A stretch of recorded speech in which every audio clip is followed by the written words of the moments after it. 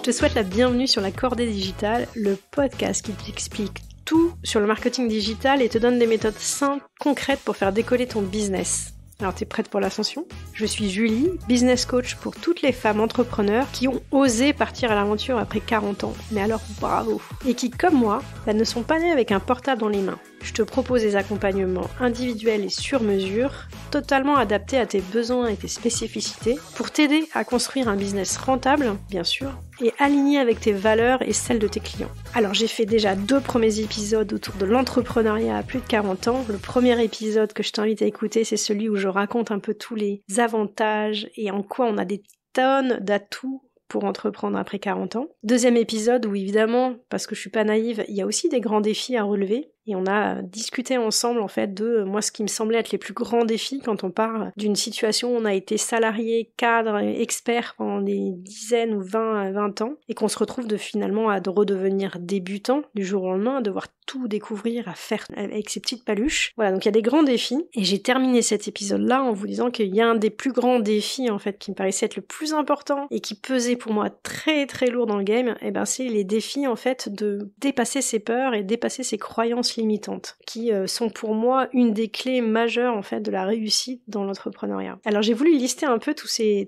peurs et ces croyances limitantes qu'on peut avoir.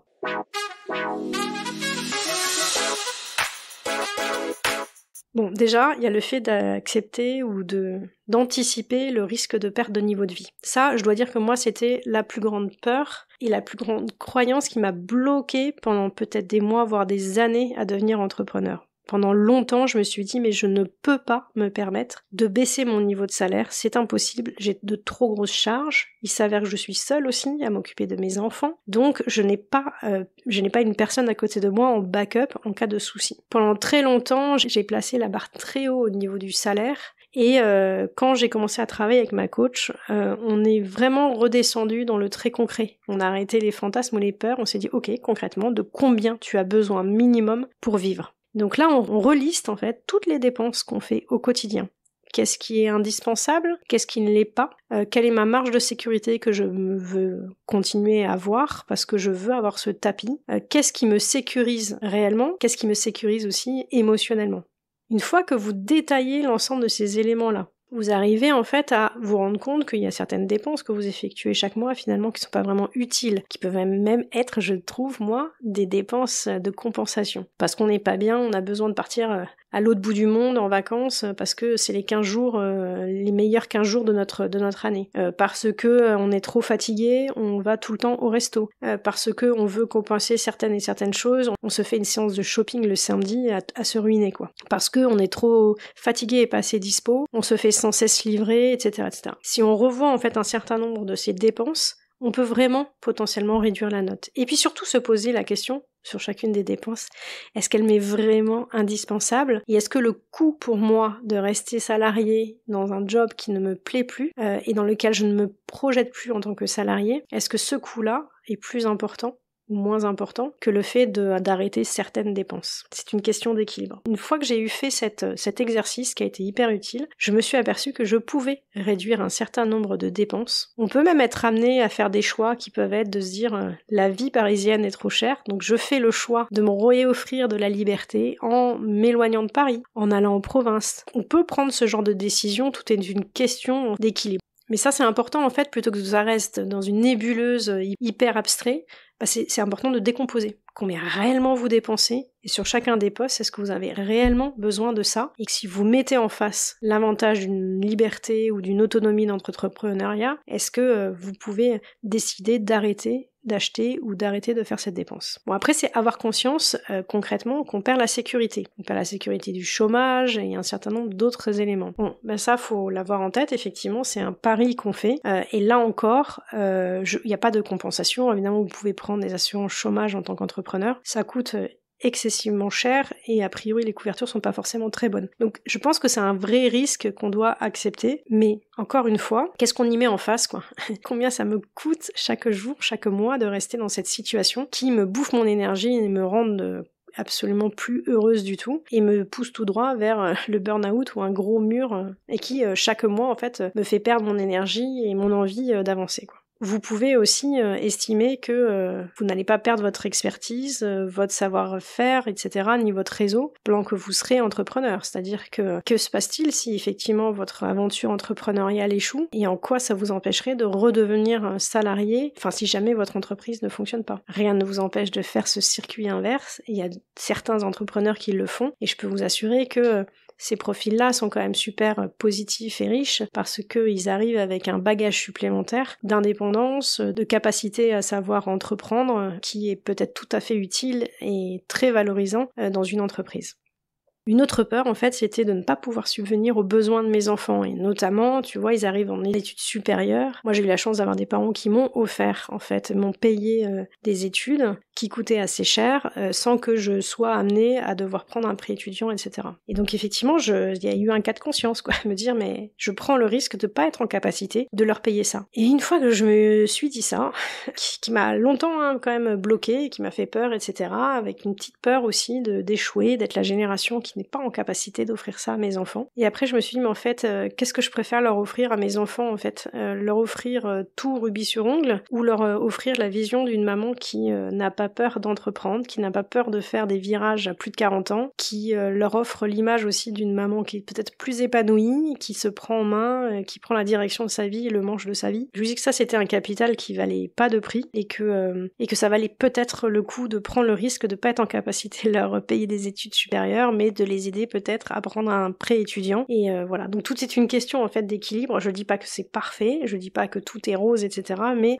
il y a un moment donné aussi, on peut pas non plus pour moi 100% se sacrifier. Et je ne sais pas quel bagage on laisse à nos enfants, si ce n'est de leur donner la sensation qu'on s'est sacrifié pour eux à 200% et qu'on n'en est pas pour autant très satisfaite et très épanouie, et ça je pense que l'image perçue par nos enfants est bien plus importante et a bien plus de valeur qu'on ne le pense. Bon, après t'as aussi des peurs, genre des ennuis de santé. On arrive à des âges où on se dit, on pense plus à des problèmes, parce qu'on a vu des gens autour de nous et qu'on se dit, ma mince, si jamais je peux pas bosser, en fait mon entreprise ne tourne plus, quoi. Je suis pas salariée à me mettre en arrêt maladie. Bon, oui, ça c'est vrai, c'est indéniable. Je peux rien dire contre ça, si ce n'est encore une fois, qu'est-ce qu'on en fait, quoi? Est-ce que parce que on parie sur le fait que potentiellement on va être malade, on va rester dans un boulot qui nous plaît pas, et on va rester salarié à s'encrouter, on va aller vers une voie qui ne nous plaît plus, et on va surtout passer à côté de son rêve et de son envie? Ça, je peux pas le concevoir. Si tu penses que cette voie-là est la plus importante pour toi, alors il faut que tu prennes le risque. Et le problème, quand il arrivera, et quand il se posera, et s'il se pose, alors tu sauras le traiter et tu trouveras la bonne solution. Mais en tout cas, ce qui est sûr, c'est de rester enfermé dans une zone de confort, mais qui n'en est pas une parce que t'es malheureuse et parce que tu passes à côté de ton destin ou de ton envie. Je trouve qu'il n'y a rien de pire, surtout si tu le fais en imaginant qu'il peut se passer quelque chose de grave qui n'arrivera peut-être pas. J'aurais même tendance à dire qu'à force de faire ce genre de choix, on va vers des problèmes, quoi. C'est-à-dire qu'on va vers un burn-out, on va vers le fait de compenser par d'autres trucs, parce qu'on sort plus, on boit de l'alcool, on mange pour compenser, on est malheureux, on se rend malheureux. Et je pense que là, on a plus de chances de se provoquer un vrai souci que d'en étant épanoui et en étant fier de ce qu'on fait et de prendre des risques, quoi. Quand je dis ça, ça n'évitera pas les soucis éventuels. Mais en tout cas, il y a un moment donné, tout est une question d'équilibre. Et je suis persuadée qu'à un moment donné, tu peux pas être guidé par tes peurs. Parce que si tu es guidé par tes peurs, tu restes bloqué à un endroit. Et je trouve que c'est le meilleur moyen de les voir se réaliser.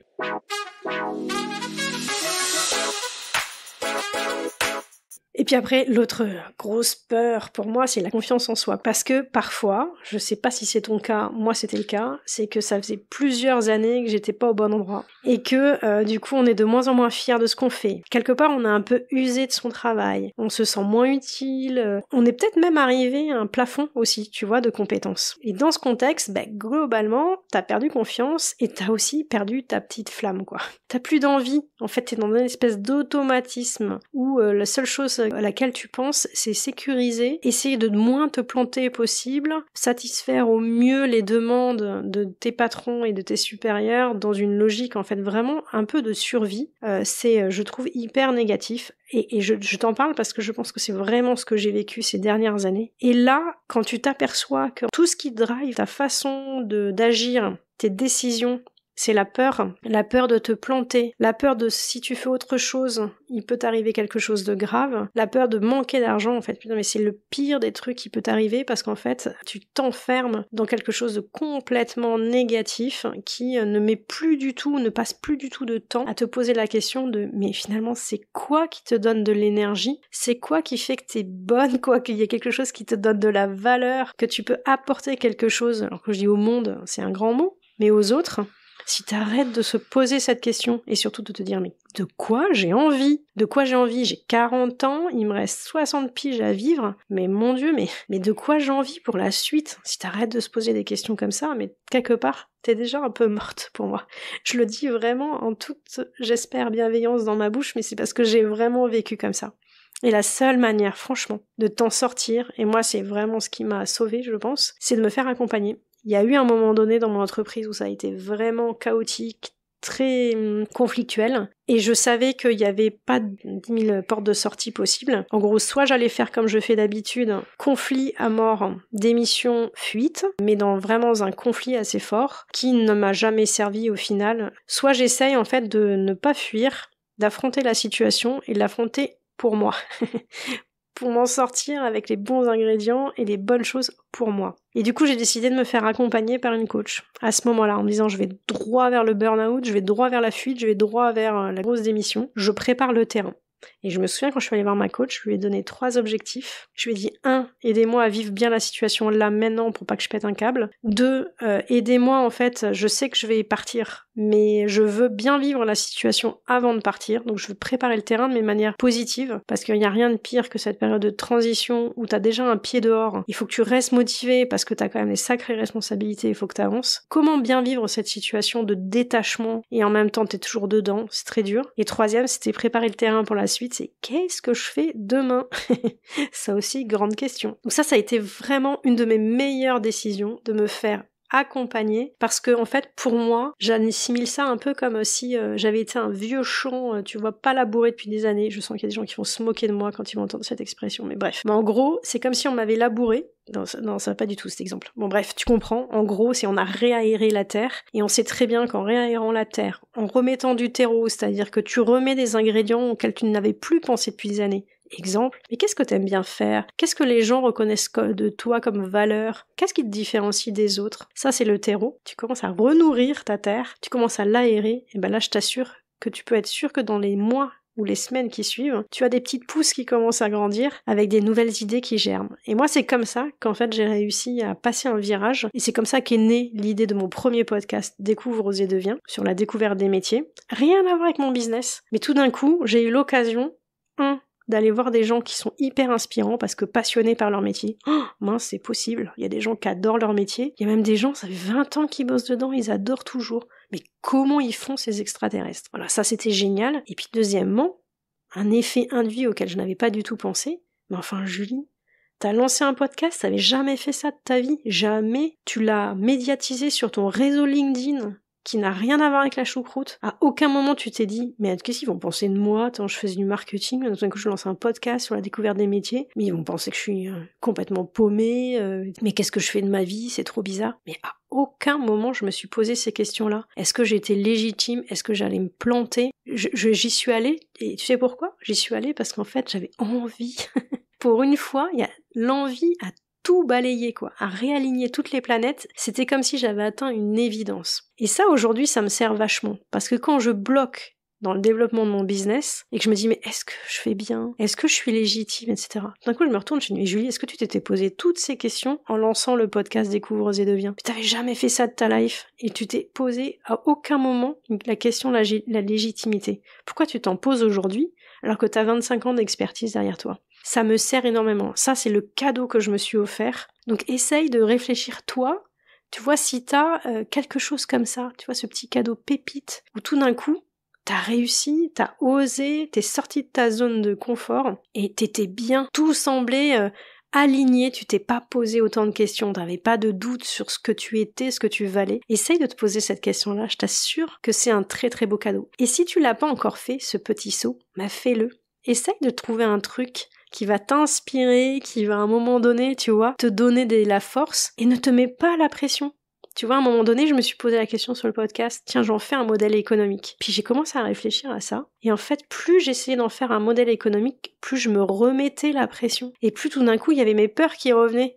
Mais pourquoi je serais légitime? Et puis c'est pas mon réseau, et puis tout d'un coup, j'ai tout stoppé. Et j'ai dit stop, ce projet, c'est ma danseuse, c'est mon golf de l'après-midi, c'est le petit cadeau que je m'offre, cette petite pépite, et je t'assure qui vaut de l'argent, et qui me permet, moi, d'en retirer tellement de bénéfices personnels énormes. Essaye de trouver peut-être ce petit projet qui va te permettre de te prouver que tu es capable de sortir de ta zone de confort, de réussir, et surtout, qui va te faire travailler sur c'est quoi ma zone de génie, et puis c'est quoi ce dont j'ai envie réellement, c'est quoi ma petite flamme, le truc qu'on n'a plus l'habitude de se poser, parce qu'on est tellement accaparé par le fait de gérer nos peurs, et qu'est-ce qui pourrait se passer si je devenais entrepreneur, qu'on oublie complètement de se dire, non mais en fait, pourquoi j'ai envie, c'est quoi ce dont j'ai réellement envie, c'est quoi ma vie idéale, et si je devais pas gagner du pognon, si j'étais multimillionnaire parce que je venais de gagner au loto, concrètement, demain, je fais quoi?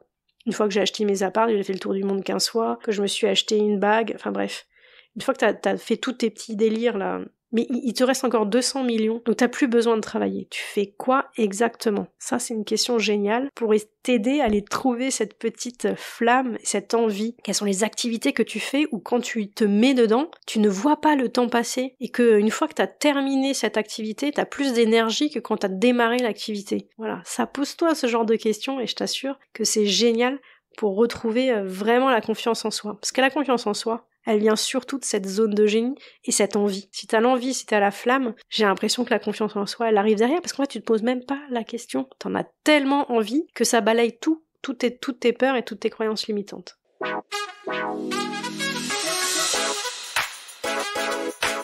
Marie Forleo, dans le bouquin Tout est possible, elle fait tout un paragraphe justement sur comment lutter contre la procrastination, comment lutter contre le perfectionnisme, et c'est justement sortir de sa zone de confort. Ce qu'elle appelle à l'inverse de la zone de confort, c'est la zone d'inconfort, mais encore mieux en positif, c'est la zone de croissance. Donc évidemment, c'est hyper compliqué de sortir de ta zone de confort, mais qu'une fois que tu l'as surmontée, ce qui est génial, c'est que ta première zone de confort, elle s'est agrandie, parce que t'as acquis des nouvelles compétences, parce que ce qui te faisait peur, ne t'effraie plus du tout. Tu pensais ne pas être capable de faire un site web, tu ne pensais pas pouvoir créer une société, tu ne pensais pas pouvoir faire de la comptabilité, tu ne pensais pas pouvoir prospecter, tu as pris ton téléphone, tu as fait un site, tu as regardé des tutos, tu as fait un podcast, et ta première zone de confort, elle est largement plus grande. Et ce que ça t'apporte aussi en richesse supplémentaire et que je trouve dingue, c'est de te dire si j'ai été capable une fois, pourquoi je serais pas capable sur les nouveaux défis qui m'attendent. Et ça, je trouve que c'est un atout formidable. Et Marie Forleo, elle compare en fait le perfectionnisme à un espèce de serpent venimeux qui s'attaque à la jugulaire de ta créativité. Je trouve la phrase, elle claque, mais elle est hyper juste. Parce qu'en fait, c'est celle qui te pousse à penser qu'un échec te définit, qu'un échec est définitif. Et puis elle emploie aussi un terme génial, elle te dit que le perfectionnisme,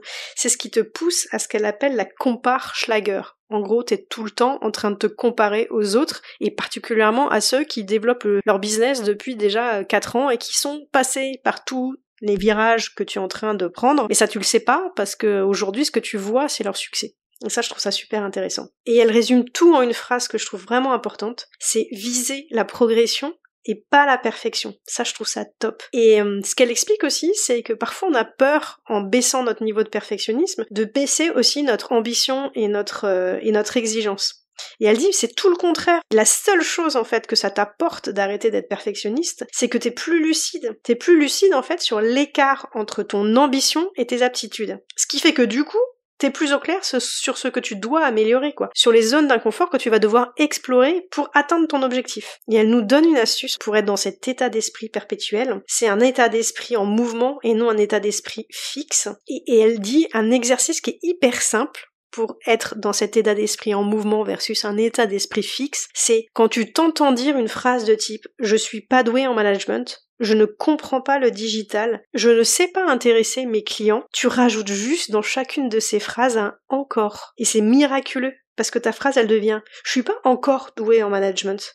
Je ne comprends pas encore le digital. Je ne sais pas encore intéresser mes clients. Et tu comprends bien en fait que ce qui te définit aujourd'hui n'est pas définitif. Et que effectivement, peut-être que t'es pas encore doué en management. Mais tu vas apprendre parce que tu vas sortir de ta zone de confort, tu vas aller vers ta zone d'inconfort.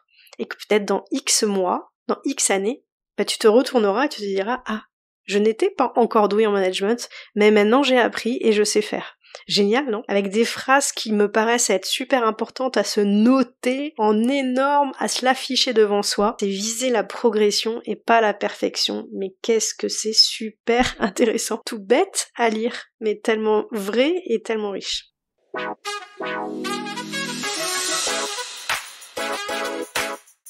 Et puis alors les dernières croyances limitantes ou les peurs, ben c'est celles que tous les autres à l'extérieur te renvoient. Et malheureusement, il y en a pas mal.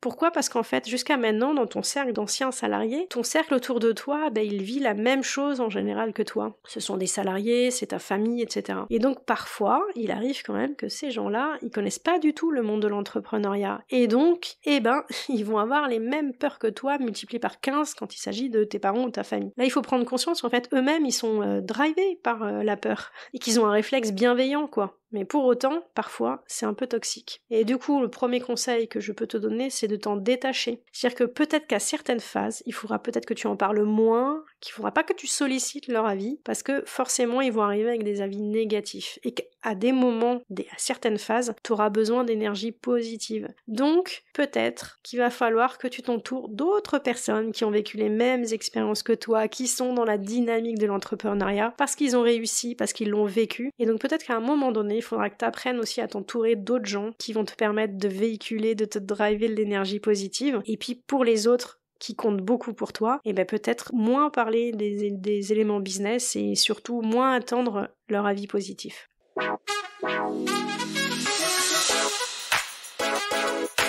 Voilà, avant de démarrer tout ce listing d'astuces possibles, moi je voudrais citer Marie Forleo. Tu vas voir, je vais t'en parler souvent parce que je trouve que c'est un bouquin vraiment génial. Et elle traite dans tout un chapitre de ce bouquin des peurs. Et elle dit que, en fait, la plus grosse erreur qu'on fait, c'est qu'on considère que nos peurs sont nos ennemis. Et que du coup, tout ce qu'on essaye de faire, c'est surtout de les oublier, de les évacuer, etc. Et qu'on a l'impression qu'on atteindra, en fait, la sérénité que quand on aura plus de peur, etc. C'est pas du tout le cas, en fait. Ce qu'elle te dit, c'est qu'elle essaye de t'expliquer que tes peurs, c'est finalement tes meilleurs amis. C'est celles qui te préviennent d'un danger, c'est celles qui t'alertent que quelque chose ne va pas. Et que finalement, notre meilleur ennemi, c'est pas la peur, c'est de tout faire pour l'oublier. Et voilà, il faut arrêter de penser que par miracle, tu vois, on va atteindre cette sérénité, tu vois, qu'on souhaite atteindre à coup de retraite et de méditation. Alors, j'ai rien évidemment contre tout ça, au contraire. Mais en fait, je pense que c'est effectivement une grosse erreur de chercher et de se bercer de cette illusion qu'un jour on va pouvoir faire disparaître tout ça, quoi.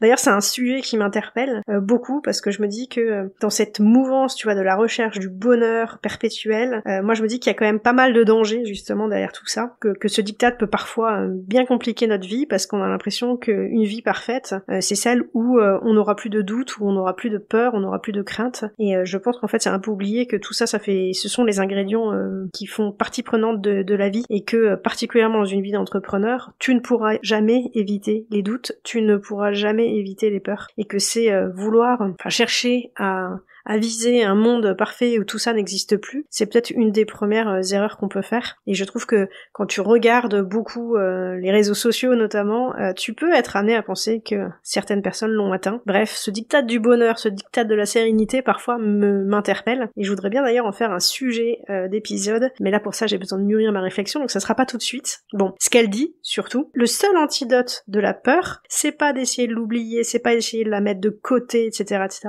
c'est l'action, la mise en action. En agissant, on n'évitera jamais ni les douleurs, ni les échecs, mais au moins, on évitera les regrets, et que du coup, le plus important, c'est de se mettre en mouvement. Qu'en se mettant en mouvement, du coup, on gagne de l'énergie, on apprend, on sort de notre zone de confort, et finalement, oui, peut-être qu'on se plantera, mais on arrivera à se relever, et on aura grandi à chacun de ces paliers, et c'est ça que je trouve super intéressant.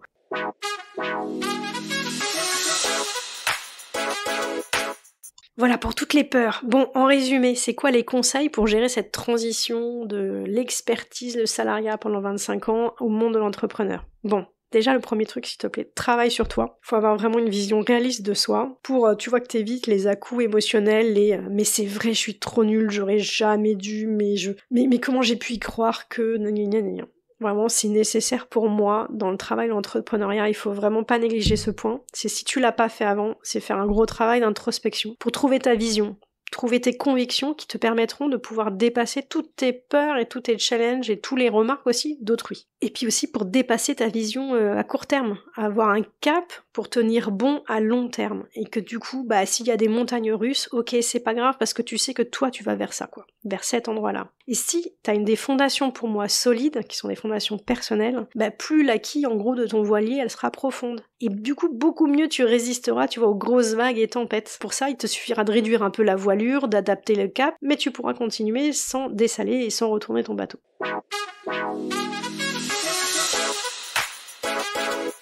Deuxième conseil, élargir ton réseau. Attention que tu ne sois pas entouré que de salariés, de ta famille, etc. Il faut vraiment que tu t'entoures aussi de gens qui ressemblent à ton propre parcours d'aujourd'hui. Parce que les autres, il y a un double risque. Soit ils vont t'enfermer dans la peur de l'échec, soit ils vont aussi t'enfermer, et c'est un autre risque, dans le fantasme de la situation idyllique. Genre le salarié qui est frustré, qui veut se barrer mais qui a la trouille, et lui aussi qui va être « Ah, elle est géniale ton idée, mais qui va pas te challenger sur les points les plus importants. Créer un groupe autour de toi, vraiment ne reste pas seul. De mentors, d'experts, des gens qui sont passés par les mêmes étapes que toi, qui peuvent devenir en plus des partenaires potentiels. Je t'ai expliqué que je faisais du codev avec d'autres personnes qui sont complémentaires de moi, qui sont aussi entrepreneurs, et c'est super intéressant. N'oublie pas, autre conseil, de te former. C'est important de réaccepter, à être humble et revenir à une situation de débutant sur certaines choses, mais ne reste pas que dans les formations théoriques, il faut aussi que tu sois dans la mise en action. Et du coup, c'est pour ça que je trouve que c'est intéressant, au-delà des formations en ligne, de pouvoir se faire accompagner. Il y a plein de réseaux, en fait, d'accompagnement, de réseaux d'entrepreneurs, de femmes, il y a aussi des business coachs, j'en fais partie. Mais ça, je trouve que c'est super intéressant pour avoir un regard extérieur, quelqu'un qui fait ping-pong avec toi et qui va concrètement t'aider dans la mise en place. Parce que je t'assure, on a le cerveau bien fait, et donc on peut lire et on peut écouter des tonnes de formations. Sur le papier, on a tout compris. Mais quand il s'agit réellement de mettre en place les actions et de les adapter à notre business, là, ça devient beaucoup plus compliqué. Et parfois, les cordonniers sont les plus mal chaussés. Et donc moi, typiquement, j'ai fait 25 ans de marketing digital. J'ai eu besoin, dans le lancement de mon activité de business coach, d'avoir un regard extérieur sur une business coach marketing digital pour m'aider dans cette action de ping-pong, dans ce dialogue. Et il y a eu vachement de prise de conscience parce que je l'entendais par quelqu'un d'autre, où la personne me posait les bonnes questions, et pourtant, c'est mon cœur d'expertise. Donc ça, c'est vraiment super important d'accepter cette humilité. Apprendre à réapprendre.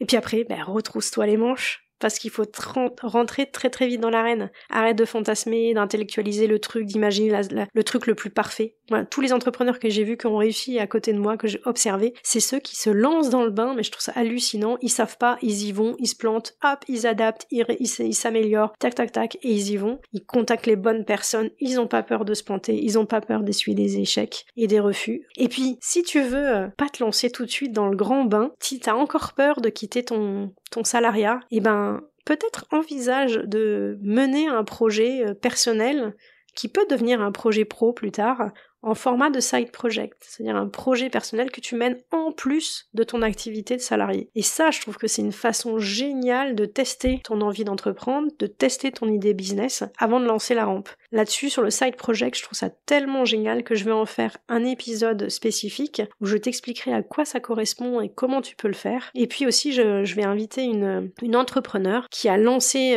qui a désormais lâché la rampe complètement, qui est 100% entrepreneur, mais qui a mené son side project pendant 1 an ou 2 alors qu'elle était encore salariée. Et voilà, on arrive à la fin de cet épisode. J'ai bien fait d'en faire un 3e parce que j'avais encore plein de choses à te dire. J'espère que l'épisode t'aura été super utile, je le souhaite. Si l'épisode t'a plu, n'oublie pas de me laisser un avis 5 étoiles sur Apple Podcast. Un commentaire aussi, ça me fait super plaisir d'avoir votre feedback. Si t'as envie de partager ton vécu d'entrepreneur de plus de 40 ans, mais fais-moi signe, parce que j'adorais te tendre le micro pour papoter et surtout partager aux autres femmes tes craintes, ton expérience, tes conseils. Voilà, c'est super important. J'ai déjà démarré plusieurs interviews de femmes entrepreneurs qui ont lancé leur activité à plus de 40 ans, voire même pour certaines à plus de 55 ans. Je trouve ça génial comme exemple. J'ai hâte de vous diffuser les épisodes, mais vraiment je serais ravie de discuter avec toi si toi aussi t'as eu un vécu spécifique, t'as envie d'en parler. Vraiment surtout, fais-moi signe sur Instagram ou sur LinkedIn. Et puis, bien sûr, si tu démarres ton activité et que tu sais que le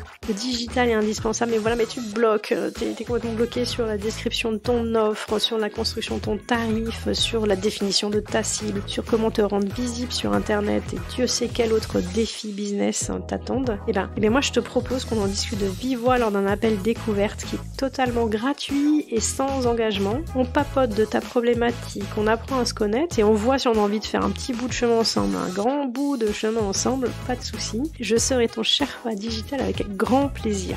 À très vite, j'ai hâte de te retrouver pour le prochain épisode. N'oublie pas de t'abonner au podcast pour être alerté de la prochaine sortie d'épisode. Je te souhaite une très très belle semaine. Ciao!